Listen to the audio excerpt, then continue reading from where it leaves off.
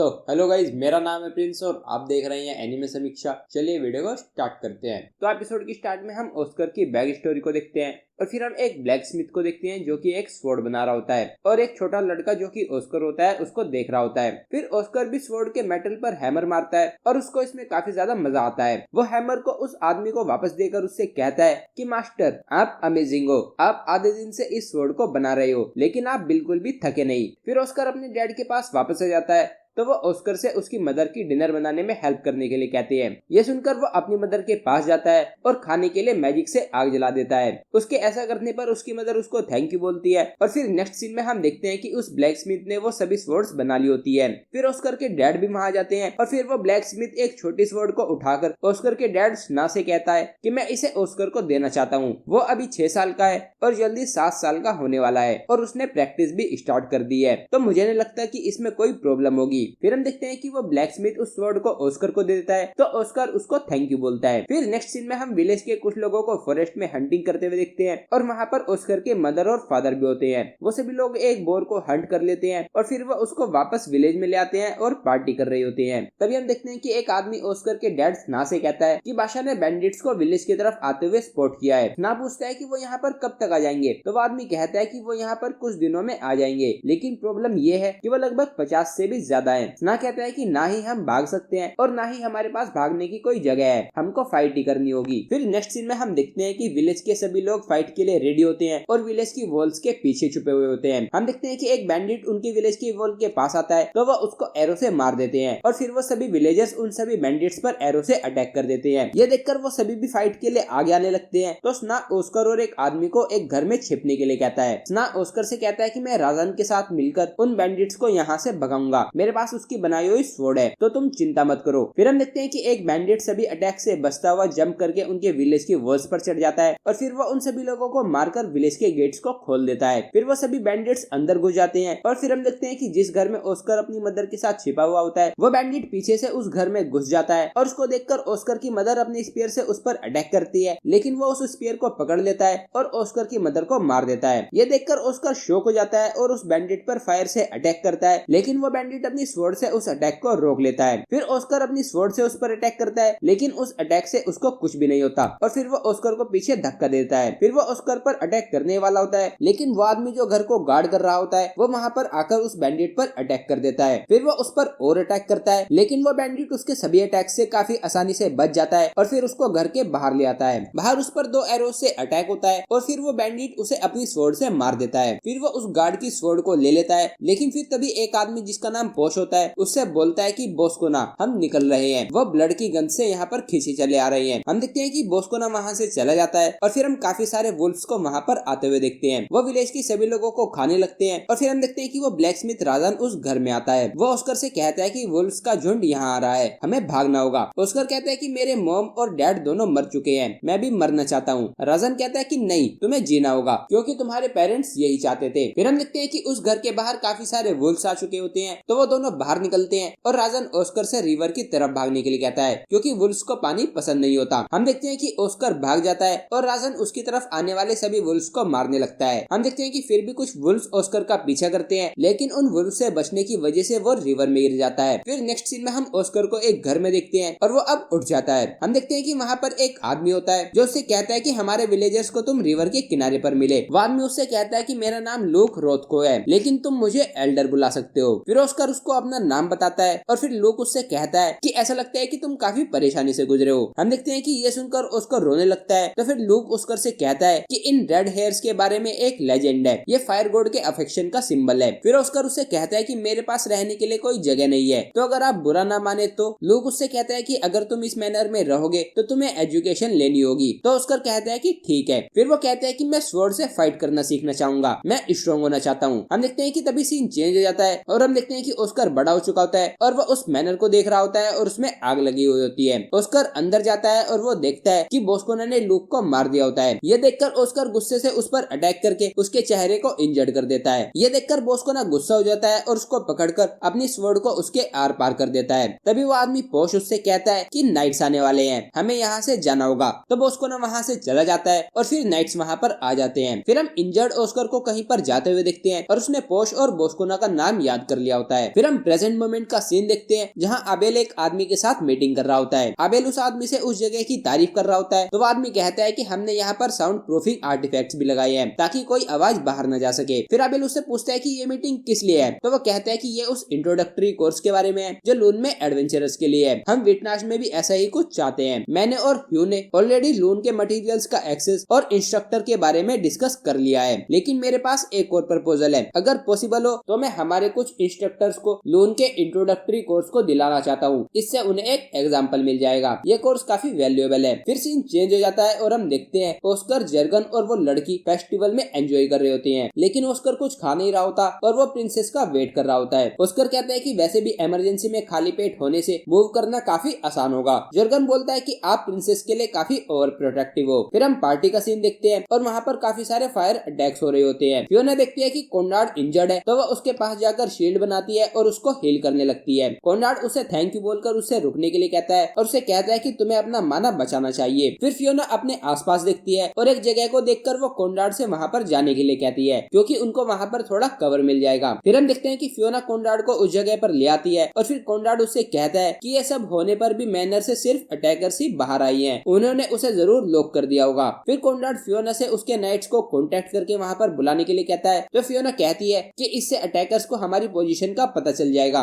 Conrad कहते हैं कि अभी की सिचुएशन के हिसाब से वैसे भी हमारा खात्मा पक्का है। हम देखते हैं कि सुनकर फियोना अपने नाइट्स को सिग्नल दे देती है और हम देखते हैं कि वो सभी उस इमरजेंसी सिग्नल को देखकर फियोना की तरफ उसकी हेल्प करने के लिए भागने लगते हैं और फिर हम देखते हैं कि रियो भी उस सिग्नल को देख लेता है। फिर उन अटैकर्स को फियोना और कॉनराड की पोजीशन का पता लग जाता है तो वो सभी अटैकर्स वहां आ जाते हैं। कॉनराड कहता है कि ऐसा लगता है कि इस अटैक का टारगेट हम ही है। फिर वो फियोना से कहता है कि किसी को भी मत छोड़ना, वो सभी लोग मरेंगे। फिर नेक्स्ट सीन में हम देखते हैं कि ऑस्कर, जर्गन और वो लड़की कासल में आ जाते हैं और उन अटैकर्स को मार देते हैं। फिर वो उस गार्डन की तरफ जाने लगते हैं जहाँ पर पार्टी चल रही थी और फिर हम देखते हैं कि वो अटैकर्स फियोना और कॉनराड पर अटैक करने आते हैं तो Conrad magic spell stone javelin का यूज करके कुछ अटैकर्स को मार देता है। फिर फियोना भी उन पर अपने मैजिक से अटैक करती है तो वह उस अटैक से बच जाते हैं, लेकिन फिर वो अटैक वापस से पीछे आकर उन अटैकर्स को मार देता है। फिर कॉनराड एक इनकेंटेशन को सुनता है और उसे सुनकर वो फियोना से कहता है कि हमें जल्दी से डिफेंस करना होगा और फिर वो फियोना से सेंचुरी स्क्वायर को यूज करने के लिए कहता है। हम देखते हैं कि वो इनकेंटेशन बुलेट ट्रेन होती है, लेकिन फियोना बिल्कुल एंड मोमेंट पर उस सेंचुरी स्क्वायर को कास्ट कर देती है और वो दोनों बुलेट ट्रेन से बच जाते हैं, लेकिन वहां पर काफी बड़ा धमाका हो जाता है। फिर कॉनराड दूसरी इनकेंटेशन सुनता है और तभी हम देखते हैं कि ऑस्कर और वो दोनों वहां पर उस गार्डन में आ जाते हैं। फिर वो फियोना को ढूंढने लगते हैं और फिर हम देखते हैं कि कॉनराड देखता है कि वो इनकेंटेशन एक फायर एलिमेंट का एक्सप्लोजिव स्पेल है। कॉनराड को समझ नहीं आता कि वो कौन सी स्पेल है, लेकिन फियोना को समझ आ जाता है। उस अटैक का टारगेट कॉनराड होता है तो फियोना उसको धक्का दे देती है और फिर हम देखते हैं कि वो स्पेल वोल्केनो होता है और वो फियोना को लग जाता है। वहां पर एक काफी बड़ा धमाका हो जाता है और ऑस्कर उस एक्सप्लोजन में से फियोना को उड़ते हुए देखता है। ये देखकर वो काफी ज्यादा परेशान हो जाता है और उन दोनों से कॉनराड को प्रोटेक्ट करने को कहकर फियोना की तरफ जाने लगता है। फिर हम कासल के साइड में जो बीच होती है वहां पर नील्स, ईटो और आमोन को देखते हैं और वो रियो का इंतजार कर रहे होते हैं क्योंकि उन सभी को अपनी अपनी फेवरेट चीजें खरीद कर उसको एक दूसरे से शेयर करना होता है। तभी वो उस एक्सप्लोजन को देखते हैं और नील्स उसमें से फियोना को वहां पर आते हुए देखता है। नील्स भागकर फियोना को जाकर पकड़ लेता है और उसको गिरने से बचा लेता है, लेकिन फिर हम देखते हैं कि ईटो के पीछे अटैकर्स आ रहे होते हैं। वो आमोन को हेल्प के लिए बुलाता है तो आमोन उन पर अटैक कर देता है। आमोन उनके अटैक से बचता हुआ उन अटैकर्स पर वार कर रहा होता है और फिर हम देखते हैं कि ईटो अपने क्रॉसबो से एक अटैकर को मार देता है और फिर आमोन भी अपनी स्वॉर्ड से दूसरे अटैकर को मार देता है। फिर वो फियोना को कहीं पर सेफ ले जाने की बात करते हैं, लेकिन तभी हम देखते हैं कि ऑस्कर वहां आ जाता है। उसको लगता है कि वो तीनों भी अटैकर्स ही है और उनसे फियोना से दूर हटने के लिए कहता है, लेकिन फिर हम देखते हैं कि एपिसोड यहीं पर एंड हो जाता है। तो गाइस ये था episode 11 of the water magician. अगर आपको वीडियो पसंद आई है तो वीडियो को लाइक कीजिए, चैनल को सब्सक्राइब कीजिए, प्रेस कीजिए बेल आइकन को। मैं मिलता हूँ आपसे नेक्स्ट वीडियो में।